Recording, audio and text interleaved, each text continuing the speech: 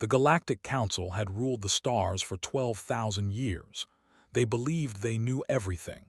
They believed they had seen every kind of species, every kind of civilization, every kind of threat. When the human ship arrived at their great station, they looked at it and laughed. The ship was called the Horizon's Edge. It was small and simple compared to the massive vessels of the Council species. They had ships made of living crystal that could bend light itself. They had warships covered in ancient armor that had never been broken. They traveled in vessels of pure energy that seemed to float between dimensions. And here came the humans in their little metal box, asking to join the greatest civilization in the galaxy. Ambassador Laura stepped off the ship with her head held high. She was a woman of 45 years, with brown hair turning gray at the edges and eyes that had seen many difficult negotiations. Behind her walked Commander Daniel Price, a tall man with a serious face, and Lieutenant Maria Santos, their security officer who watched everything with quiet attention. The Grand Assembly Hall was enormous. The ceiling rose so high that clouds actually formed near the top. Thousands of delegates from hundreds of species filled the seats, all of them turning to look at the small group of humans walking across the polished floor. High Arbiter sat on a throne made of crystal that floated above everyone else. He was a being whose body was made entirely of living gemstone. When light hit him, he sparkled with 1,000 colors. His voice echoed through the hall like wind chimes in a storm. "So these are the humans," said, "a species that has existed for only a moment in cosmic time, a species that still fights wars among themselves, a species that has barely learned to travel between their own planets." Laughter filled the hall. Some of it sounded like bells ringing. Some of it sounded like rocks grinding together. Some of it was beyond human hearing entirely, but all of it was meant to mock, and everyone knew it. Laura did not react. Her face remained calm and pleasant.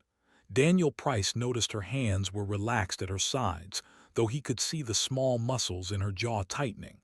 Maria Santos kept her eyes moving, noting every exit, every guard, every possible threat. "We come in peace," Laura said, her voice clear and strong. "We wish to learn from the Council. We hope to trade, to share culture, to work together for the good of all species. We ask only for a chance to prove ourselves." Made a sound that might have been a sigh. "The Council does not accept species who cannot contribute anything meaningful. You have nothing we want. Your technology is primitive. Your culture is young. Your very existence is barely worth noticing." More laughter. Laura waited for it to stop. "However," continued, "we are not cruel. We will allow humanity to remain as observers. You may watch. You may listen. You may not speak unless spoken to. In perhaps 1,000 years, when you have grown up a little, you may ask to join us again." General of the watched the humans carefully. He was an old warrior, his scaled skin marked with scars from battles fought centuries ago. Unlike the others, he did not laugh. He had read reports about human history, their endless wars, their ability to survive against impossible odds. Something about these small, soft creatures made him uneasy. The representative, a being of shifting light named, felt something strange from the humans. She could sense emotions, read the feelings that radiated from sentient minds. She expected to feel anger from them, or shame, or desperate hope. Instead, she felt something she had not encountered in a very long time. She felt patience, deep, quiet, unshakable patience, and beneath it something harder and colder, something that felt like a promise. "We accept your generous offer," Laura said, bowing her head slightly. "We are grateful for the opportunity to learn from such wise and powerful species." The session ended. The humans were taken to small rooms in the outer section of the station, far from the comfortable quarters of real members. The rooms were plain and simple, meant for servants and minor visitors. Daniel Price waited until the door closed behind them before speaking. "They didn't even let you finish talking. They didn't ask about our quantum communication technology. They didn't want to hear about our medical advances. They treated us like we were insects. Laura removed her formal jacket and sat down on the narrow bed.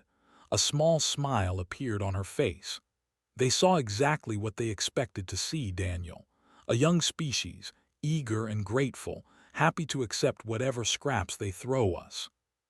Maria Santos checked the room for listening devices. She found 3 of them and left them alone. What do we do now, Ambassador? We do exactly what they expect, Laura replied. We watch, we listen, we smile and say thank you.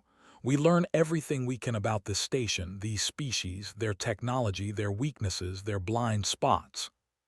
And then, Laura looked out the small window at the stars beyond, millions of them burning in the endless dark. Then we wait. Sooner or later, something will happen that they cannot handle. Something will threaten their perfect civilization. And when that day comes, they will need help. They will need someone who was paying attention while they were too busy laughing. You think we can actually help them? Daniel asked. Their technology is centuries ahead of ours. Is it? Laura's smile grew slightly wider. Daniel, we showed them what we wanted them to see. A small ship with basic engines, simple weapons, ordinary systems. We let them scan us and find exactly what they expected to find. Maria Santos understood first. Her eyes widened slightly. The Council thinks they know everything about us. They think they know everything about everyone, Laura corrected. That is their weakness. They stopped learning a long time ago. They stopped being curious. They stopped being afraid. A species that is never afraid becomes careless, and careless species make mistakes.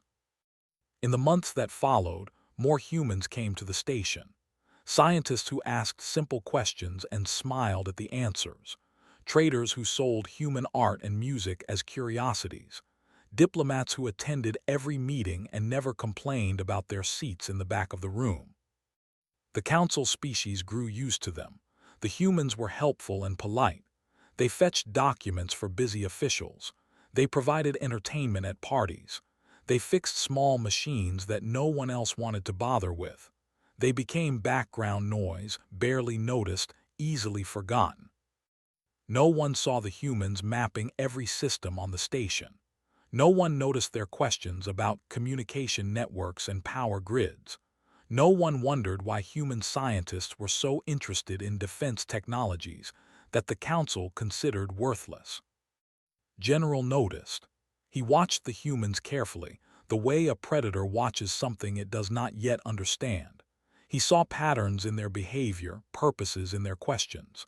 But when he tried to explain his concerns to the council, they laughed at him too. You worry too much, old warrior told him. The humans are harmless. They are children playing at being adults. Let them have their little observations. It keeps them busy and out of the way. Said nothing more, but he kept watching. And late at night, when the station was quiet, he began to study human history more closely. What he found there did not comfort him. These humans had a saying, he learned. It went like this: walk softly and carry a big stick. He wondered what kind of stick the humans were carrying. He wondered when they would decide to stop walking softly.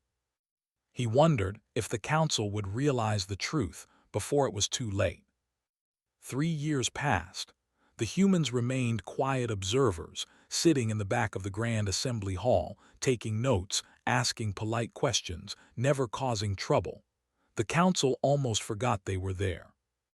Then the Dominion came. They arrived from beyond the edge of the galaxy, from a direction no one had ever explored. Their ships were nightmares made real, massive living things that looked like twisted sea creatures from the darkest ocean. They did not send diplomats or messages of peace. They sent only one transmission to every world they approached: surrender or die. The first council world to fall was a colony called Prismatic 7. 2 billion people lived there, going about their daily lives, believing they were safe under the protection of the greatest civilization in history. The Dominion fleet arrived without warning. 6 hours later, every living thing on the planet was dead. The attackers stripped the world bare and moved on to their next target. The council called emergency meetings. The great leaders who had laughed at humanity now shouted at each other, pointing fingers, assigning blame. The military had failed to detect the threat. The should have predicted this with their mental powers. Nothing, their light dimmed with grief and fear. High Arbiter tried to restore order. He called for calm. He called for unity.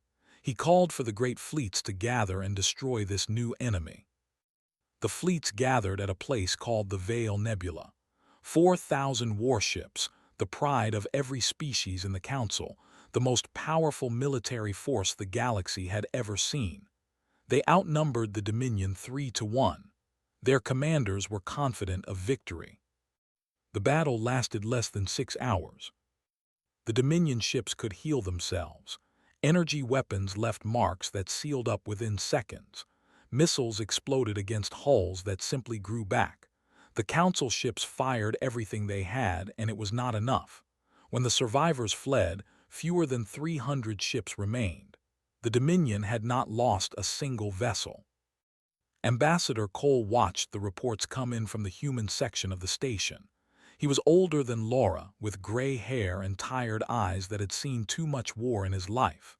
His aide Lane stood beside him, her face pale as the numbers scrolled across the screen. Captain Green, their security chief, said nothing at all.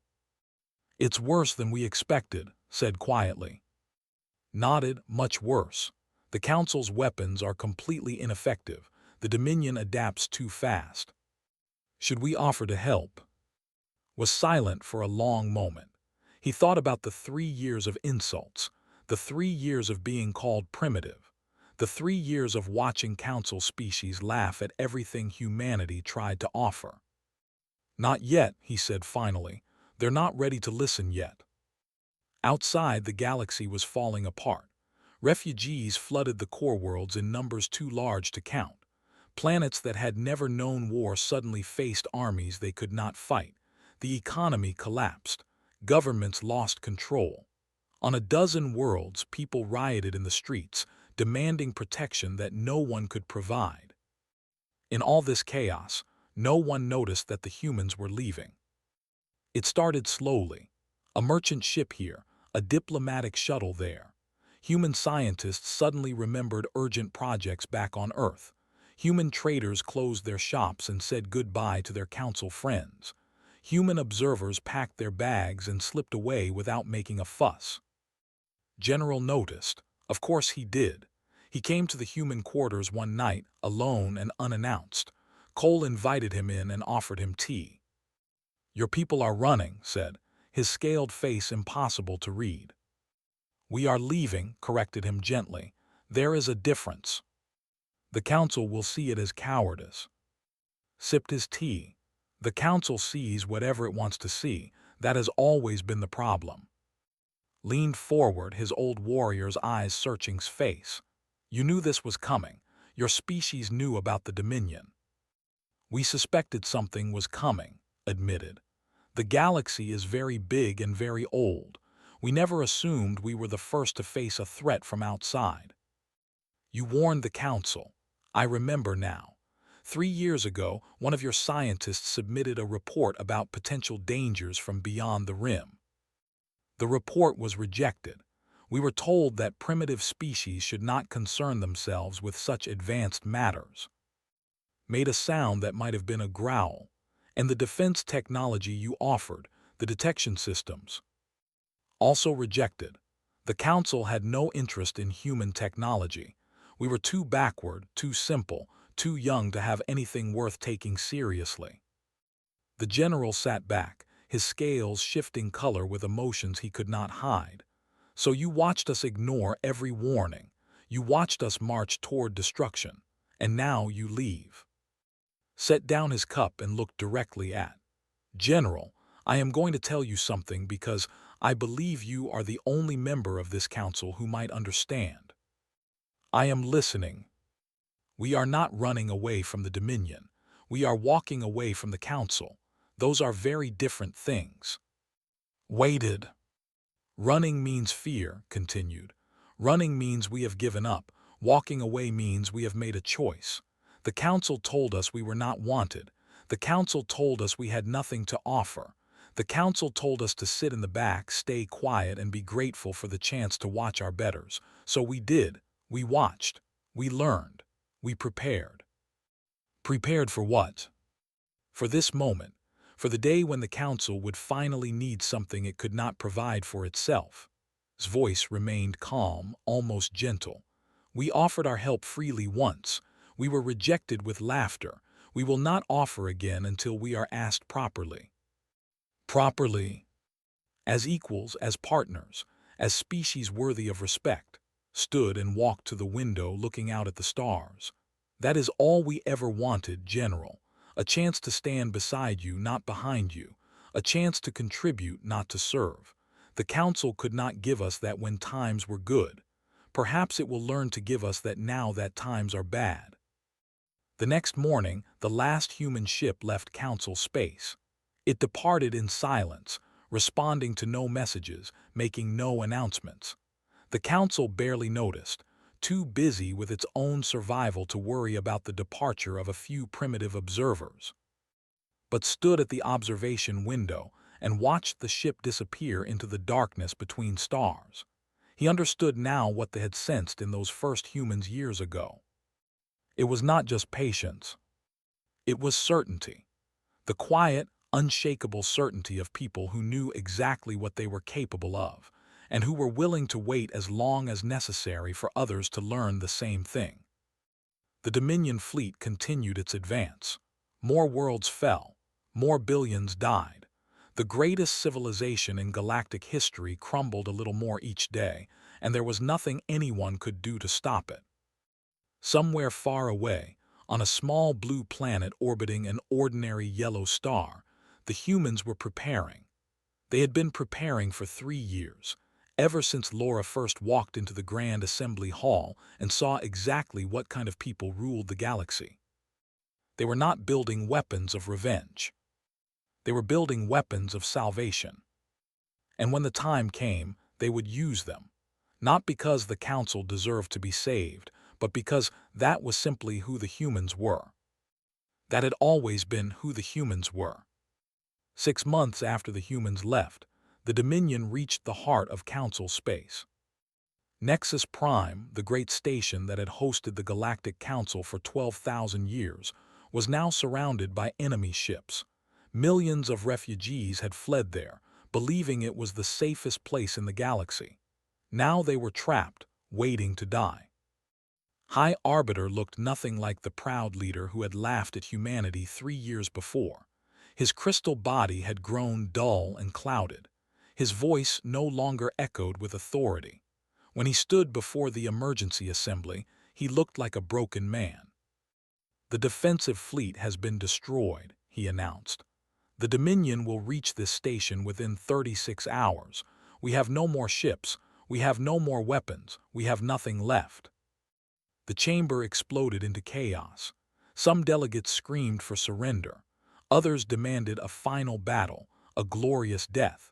Some simply wept, their strange alien tears falling on the polished floor that had once symbolized the power of galactic civilization. General stood apart from the madness, watching the people he had served for centuries fall apart before his eyes. Ambassador of the drifted toward him, her light so dim she was almost invisible. "You spoke with the humans before they left," she said. "It was not a question, they always knew." "I did," confirmed. "They could save us." "Yes." "Will they?" Looked at the screaming assembly, the pointing fingers, the accusations flying back and forth. "Would you, if you were them?" Was quiet for a moment. "I reached out to them," she said finally. "Across the vast distance between here and there, I tried to feel what they were feeling as they watched us fall." "What did you find?" "Sadness." Her light flickered with confusion. Not happiness, not satisfaction, not the pleasure of watching enemies suffer, just sadness. They are sad for us, even after everything we did to them. Finally restored order by shouting louder than everyone else. When the chamber fell silent, he said the words everyone knew were coming. "We must contact the humans. We must ask for their help." Protests erupted immediately. "They are primitives," someone shouted. "What can they possibly do against the Dominion?" "They abandoned us," another voice called out. "They ran away like cowards." Stepped forward, and his voice cut through the noise like a blade. "We invited them to leave. We told them they were worthless. We rejected every gift they offered. We laughed at every warning they gave us. And now we dare to criticize them for doing exactly what we asked." The chamber fell silent. "I will send the message," said quietly.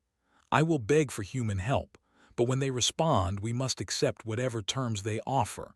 We have no other choice." The message went out that night. For 3 days there was no reply. The Dominion ships drew closer. Their massive organic vessels hung in space like hungry predators, waiting to devour their prey. Evacuation ships fled in all directions, but there was nowhere left to go. The entire galaxy had fallen. On the 4th day, a response came. It was not from Earth's government or military. It came from a single ship that had appeared at the edge of the sensor range, a vessel unlike anything the Council had ever seen. It was sleek and angular, covered in weapons that the Council's sensors could not identify. The message was simple. Ambassador Cole requests permission to speak with the Council. Permission was granted immediately. Cole appeared as a hologram in the Grand Assembly Hall, standing in the same spot where Laura had stood 3 years before. His face was tired but calm. Lane stood beside him, along with Captain Green and a dozen officers in unfamiliar uniforms. "High Arbiter," began, "Earth has received your request for help. We have discussed it carefully. We have consulted with our leaders, our scientists, our people. We have debated whether to get involved in a conflict that is not really our problem." Stepped down from his throne, something he had never done before. He walked to the floor of the chamber and stood before the human hologram.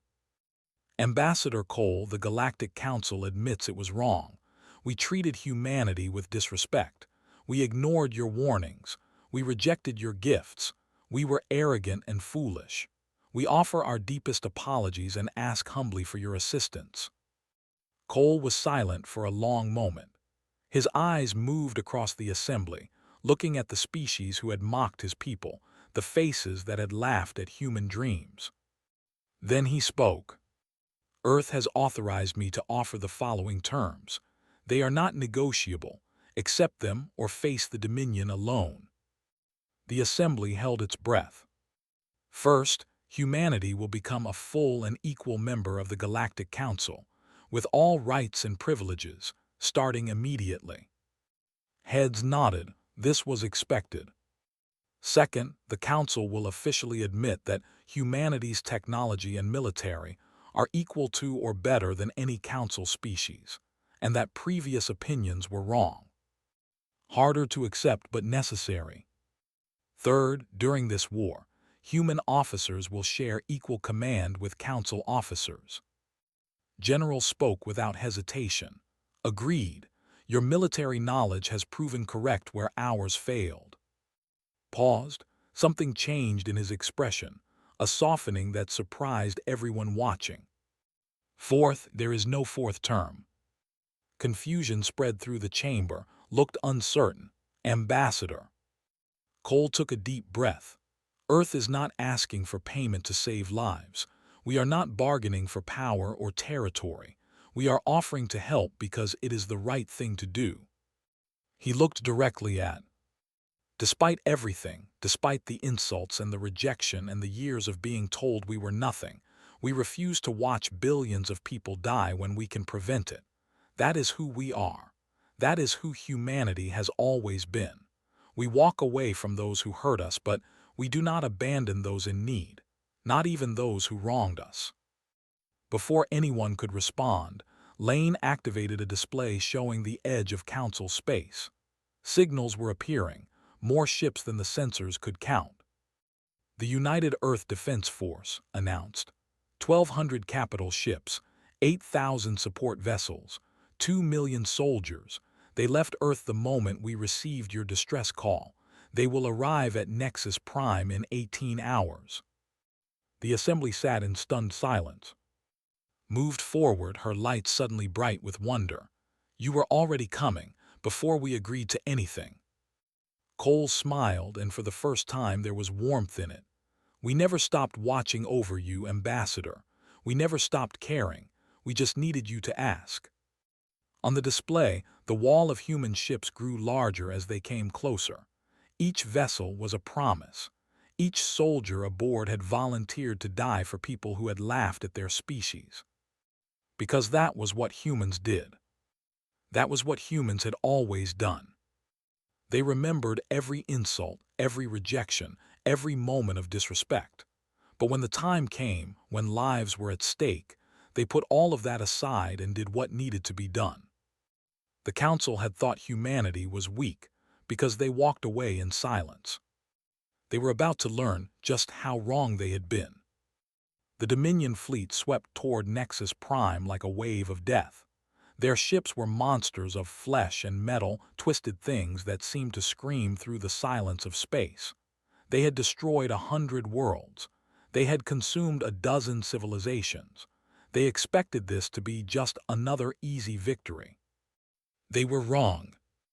The United Earth Defense Force waited for them in a massive curved formation, a wall of steel and fire between the enemy and the station behind them. At the center of the formation was the flagship, a carrier called the Enduring Hope. Its commander was Admiral, a woman of 63 years who had spent her entire life preparing for exactly this kind of battle.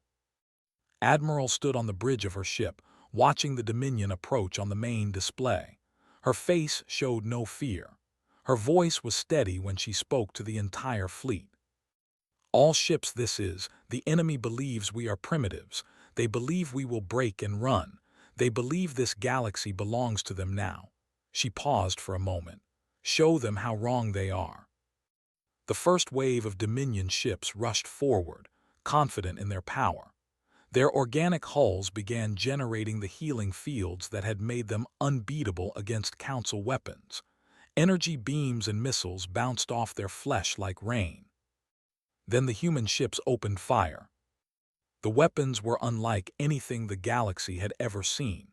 Some of them attacked the enemy ships at the molecular level, making their bodies fall apart from the inside. Some of them created tiny black holes that appeared inside the Dominion vessels and tore them to pieces. Some of them released tiny machines that infected the living ships and turned their own bodies against them. The first Dominion wave vanished in seconds. Where there had been hundreds of enemy ships, there was now only debris and silence. On Nexus Prime Station, the Council watched in shock. General stood beside Brigadier, a human officer who had been assigned to coordinate with Council forces. Together, they tracked the battle on screens that showed more destruction than had ever witnessed. Your weapons, said, his voice barely above a whisper. They are designed specifically to kill these creatures. We had 3 years to study them, replied, never taking his eyes off the display.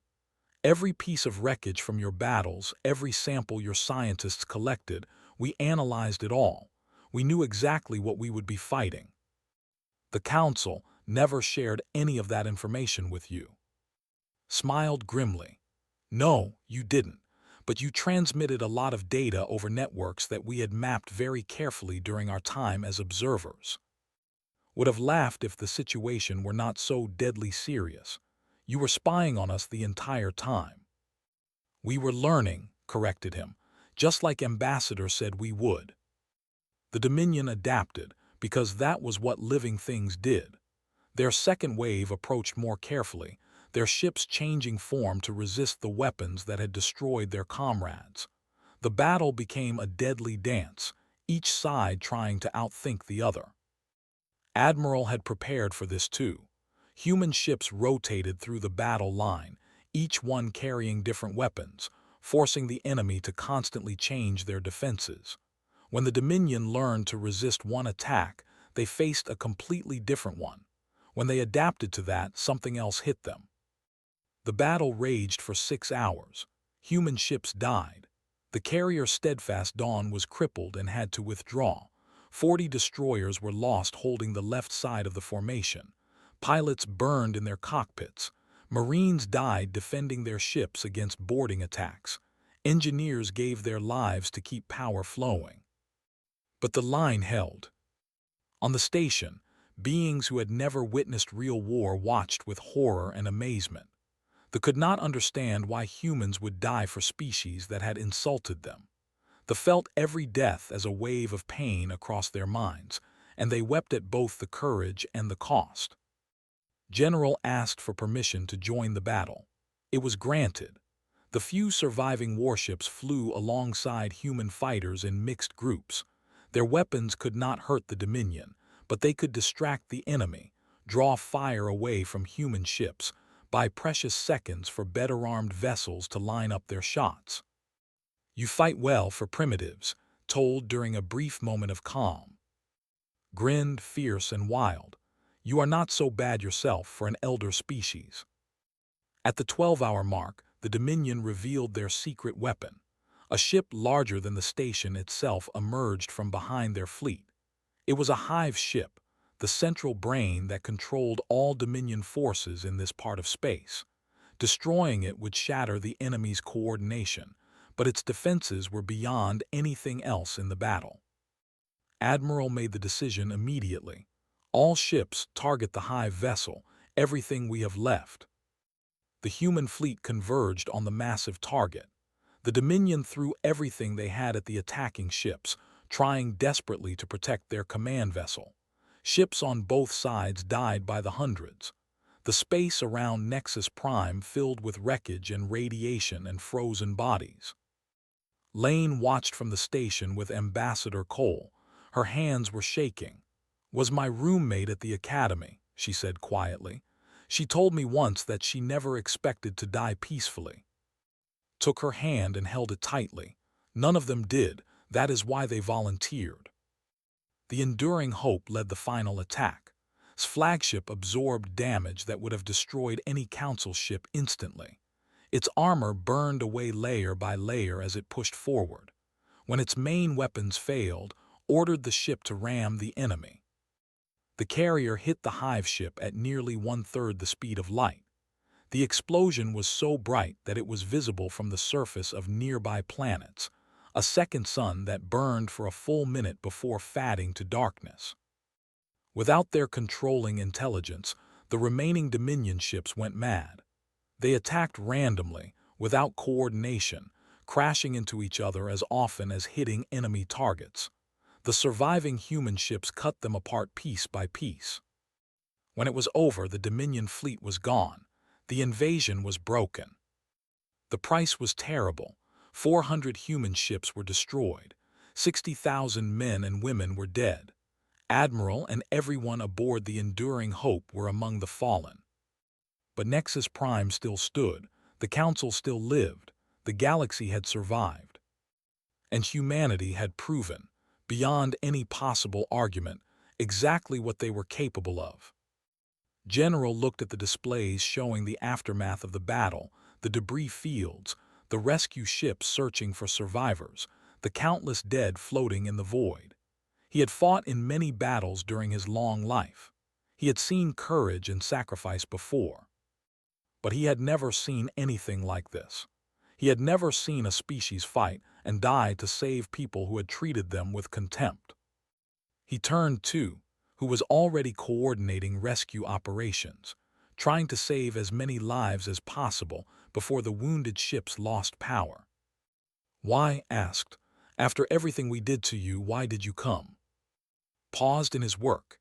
He looked at the old warrior with eyes that held no anger, no resentment, no desire for revenge. "Because it was the right thing to do," he said simply, "and because that is who we are." Then he went back to work, saving the lives of beings who had once laughed at the very idea that humans had anything to offer. The galaxy would remember this day forever. The day the primitives came back. The day humanity proved that strength is not just about power. It is about choosing to use that power for others, even when they do not deserve it. The memorial service was held in the Grand Assembly Hall, the same place where humanity had first been dismissed as worthless primitives. Now the chamber was filled with silence and sorrow. Every seat held a representative from a different species, all of them gathered to honor the humans who had died to save them. Ambassador Cole stood at the speaking platform, looking out at the beings who had once laughed at his people. He was exhausted, worn down by grief and the weight of 60,000 names that would never be spoken again. 60,000 humans gave their lives to save this galaxy, he began, his voice quiet but clear. They did not do it for praise. They did not do it for political advantage. They did not do it to prove anything to anyone. He paused, gathering himself. They did it because it was right. When they looked at the people of this galaxy, they did not see aliens or strangers or enemies. They saw living beings with families and hopes and dreams, beings who deserved to live, regardless of how they had treated humanity in the past. High Arbiter rose from his throne and walked down to stand before Cole. This simple act, a High Arbiter leaving his elevated position, had never happened before in the history of the Council. Ambassador Cole said, his crystal voice heavy with emotion, "The Galactic Council owes humanity a debt that can never be repaid. We treated your species with contempt. We laughed at your technology, your culture, your very right to exist among us. We were completely and utterly wrong." He turned to face the assembly. "I have served the Council for 300 years. I have seen empires rise and fall. I have watched species appear and disappear. In all that time, I have never encountered a people like humanity. When we mocked them, they responded with patience. When we rejected them, they responded with grace. When we ignored their warnings, they quietly prepared to save us anyway. And when we finally asked for help, they came without hesitation, without conditions, without any thought of revenge." He looked back at, "You called this humanity. You said it was simply who you are. I confess that I do not fully understand it, but I recognize now that it is a kind of strength we never possessed. The strength to walk away from those who hurt you, yet return to save them when they need help the most." Cole spoke again. 3 years ago, Ambassador Laura stood in this chamber and asked only for the chance to prove ourselves worthy partners. She was that chance. We all were. He looked around the hall. "But we did not come here today to demand apologies or to make you feel guilty. We came to mourn our dead and to look toward the future, a future that must be different from the past. The Dominion is broken but not destroyed. They will recover. They will return. And when they do, this galaxy must be ready, not as a collection of species divided by pride and prejudice, but as a united civilization working together, respecting each other, recognizing that every being has value. That is what Admiral died for. That is what 60,000 humans died for. Not territory, not power, not revenge. A chance. A chance for this galaxy to become something better than it was." He stepped back from the platform. "The United Earth government accepts full membership in the Galactic Council. We accept the responsibilities that come with that membership. We commit ourselves to defending this galaxy and all its peoples. We offer our technology, our knowledge, and our friendship freely. But we ask one thing in return. Remember this day. Remember what happened when pride blinded the Council to the value of others. Remember the humans who died to save beings that once laughed at them. And never walk that path again." The ceremony continued with speeches from every species, promises of eternal friendship, declarations of alliance. But those who were there would remember most what happened after, when the official events ended and people began to leave. Cole walked out of the chamber alone, suddenly feeling every one of his 62 years. Lane was waiting for him in the hallway, along with Captain Green and a small group of human officers. "It is done," said. "Whatever happens next, at least this part is done." Nodded, Earth is already rebuilding the fleet. The shipyards are working day and night. We will be ready when the Dominion returns." "They will return," said with certainty. "They do not give up. They will learn from this defeat and come back stronger." "And we will be waiting," Green said. "We always are." General caught up with them at a crossroads in the corridor. The old looked different somehow, smaller, as if recent events had compressed something essential inside him.